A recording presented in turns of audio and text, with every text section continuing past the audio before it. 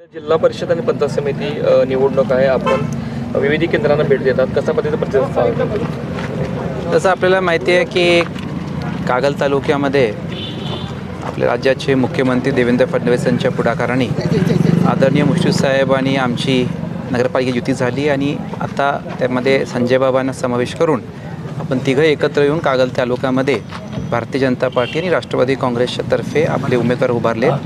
मी आज या मतदान निमित्ताने सगळे बोलतो आहे की हे 18चे 18 उमेदवार हे विजयी झालेले आहेत. याच्यावर आता कुठलाही दुमत नाही आहे. आता मार्जिन किती आणि किती मार्जिननी हे सीट्स निवडून येतात याच्यावरच कार्यकर्त्यांची आता कसरत आहे आणि मला खात्री आहे की परवा जेव्हा निकाल येईल तर राज्यामध्ये सगळ्यात उच्चांकित निकाल हा कागलमध्ये येईल याचा मला ठाम विश्वास आहे. कार्यकर्त्यांनीच ही युती मान्य केली होती विकासाच्या मुद्द्यावरती. तर एकत्र आल्यानंतर काय सांगाल की विकास कुठल्या पद्धतीने वेगवान होईल?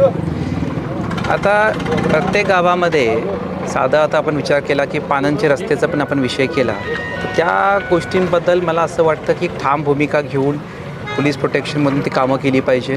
प्रत्येक गावामध्ये मला असं वाटतं डिजिटलायझेशनचा विषय असेल, प्रत्येक गावामध्ये एज्युकेशनसाठी आपण काय खर्च करतो हे सगळं महत्त्वाचे मुद्दे आपल्याला येत्या काळामध्ये करायचे आहेत आणि तिन्ही नेते एकत्र मिळून आपण हा विकास चांगल्या गतीने करू.